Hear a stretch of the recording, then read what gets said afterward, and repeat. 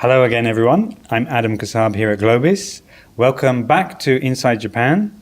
Today, delighted again, as always, to have with us a special guest, Daniel Gerber, who is originally from Germany, and he's a specialist in capability development at Accenture Japan.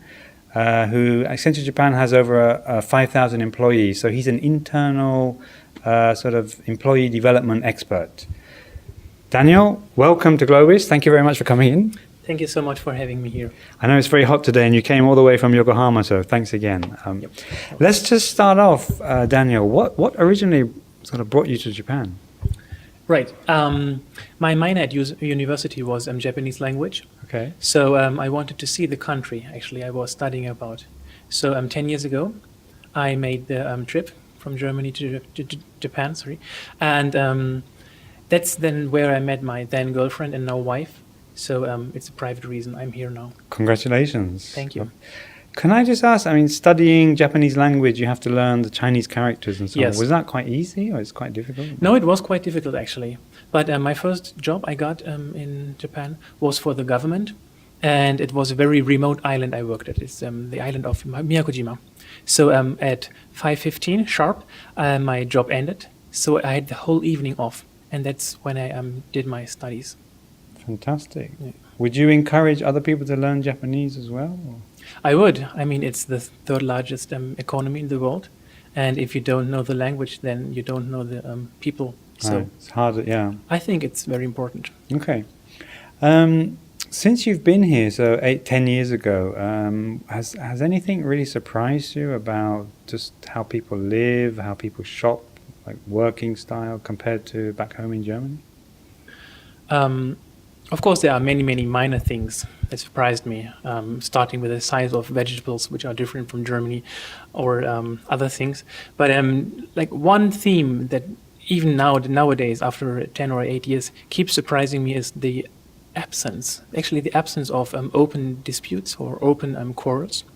Mm. And that applies to private situations as well as to business situations. Could you give an example or say a bit more about that? So, for example, if I am not doing my work well, nobody would shout at me or nobody would actually scold me for that. So he would say it to me, but in a very indirect way. Mm. And that made it very difficult for me in the beginning because I didn't get it. I see. I didn't get that somebody was angry at me. So I did not change my behavior. Now I'm more able to listen to the words between the lines. I see. So I can respond to that criticism in a more subtle way. I see. So in Germany, people are much more direct. Oh, they are. Okay. Yeah. In Germany, we call it discussion, but I think people of other countries would call it dispute or Okay. whatever. Well, my old boss used to be German. I find it very easy to work with him. Okay. Because he was just so clear and easy to understand what he was thinking. He was very direct. Right, yeah. Okay. That's how Germans tend to be.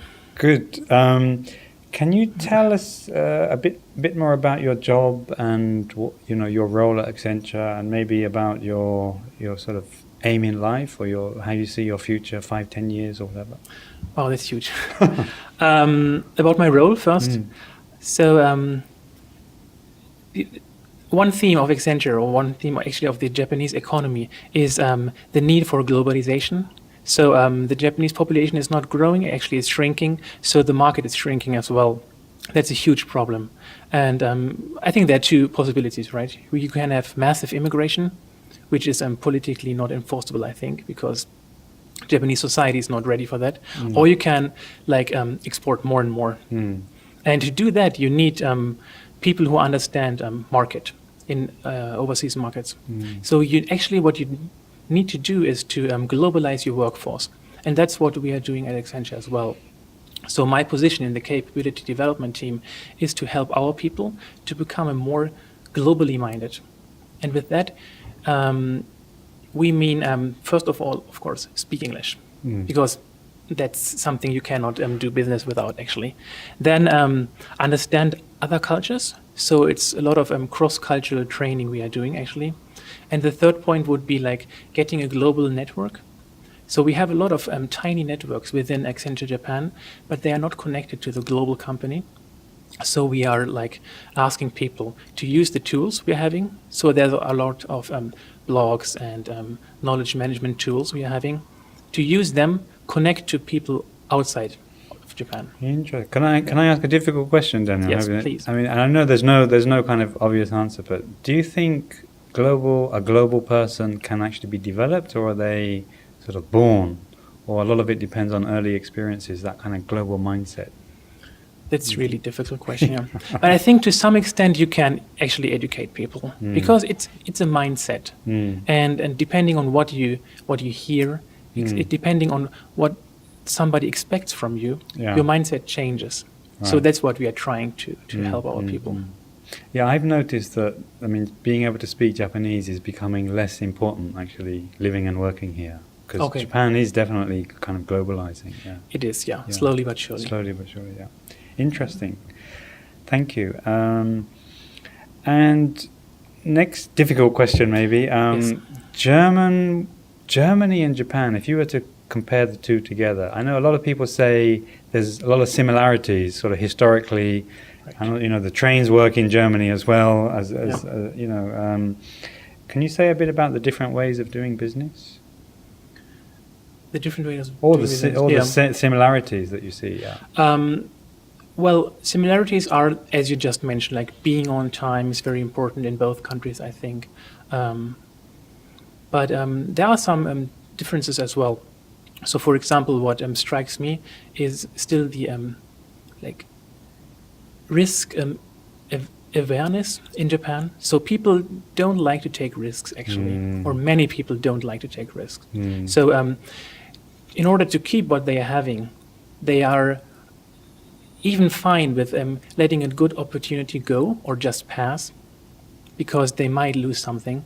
So that's something I think which is really different from Germany, because gaining more, I think, is much higher regarded in Germany than losing something. I So see. the idea of lost opportunity has more weight in Germany, I think, than in Japan. I see. I mean, one thing I've always wondered, Daniel, is why Japan hasn't produced a kind of global consulting company like Accenture, or, you know, a company like SAP that companies all around the world use. You know, Right. Can you think of why they haven't managed to succeed in that sort of that area? Yeah, I thought about that as well. You did, okay. Yeah. It's difficult, but one thing I think is important is, if you want to have a product or a system that works in many, many countries, or even all over the world, it needs to some extent be very, rough in a way. It needs to apply to many different systems. It needs to apply to very different customs. And many people in Japan love to focus on details. So they have products, they have services that are tailored for the Japanese market, I see. which do not apply necessarily to other companies, other countries, other regions. That might be one reason. Okay. Yeah. Interesting. Okay.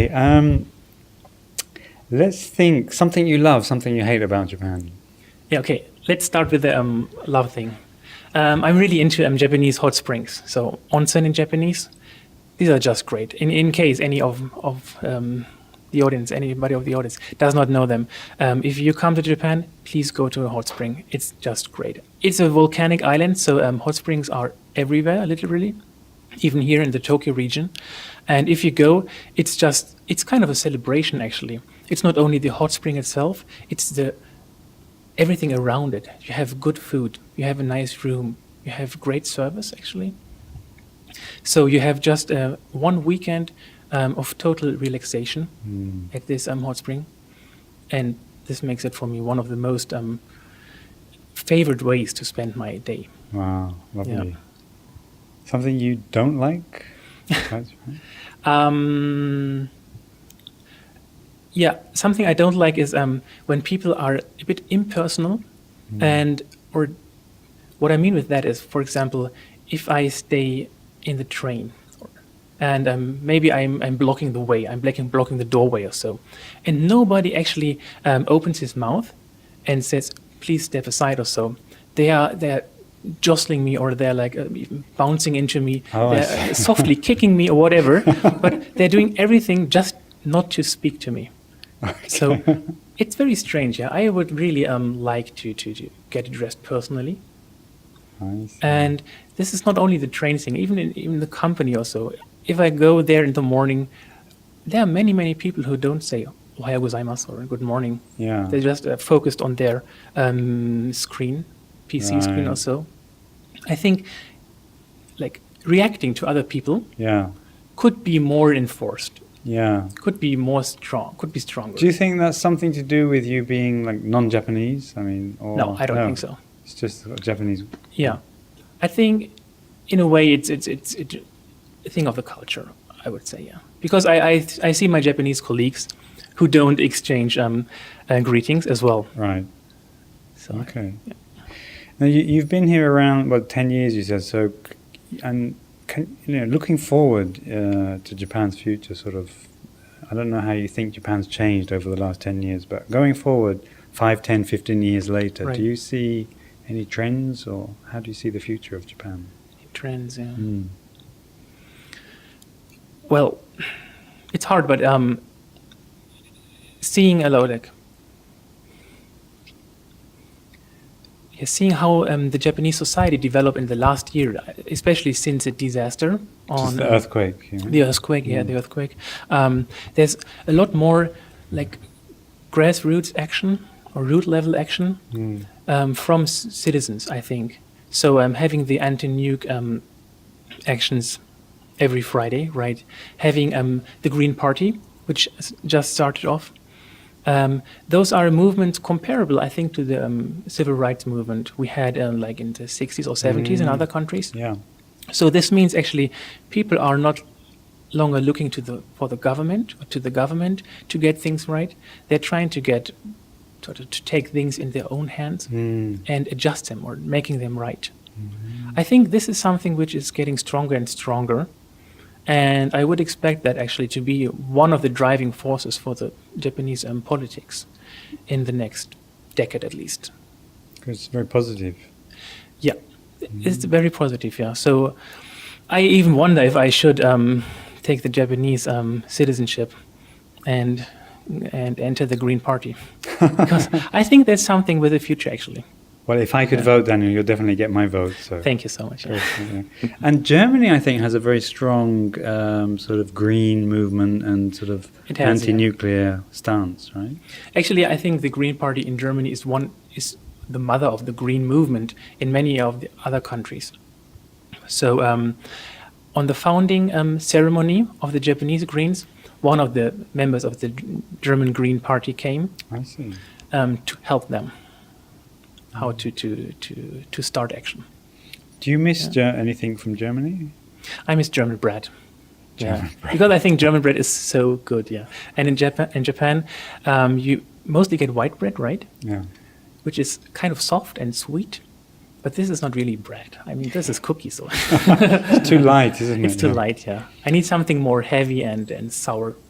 I know there's quite a few French Bakeries, but I haven't seen a German one. I don't think. Yeah, there is one in West Tokyo, I think, but Okay. it's not as I know it. I'm going to just throw this question at you. I know we haven't kind of rehearsed it or anything, but would you drive Japanese car or a German car if you could choose? That's a good question. Yeah, I think I would choose a German car because I like the design, but I know that Japanese cars might have better quality. Quality and reliability, maybe. Yeah, maybe. Yeah. Even like a Mercedes or BMW compared to. Even then, I think. Yeah. But I'm more like a design-focused guy, so I would choose Audi, I think. Audi. Yeah. Okay. Thank you. Yeah.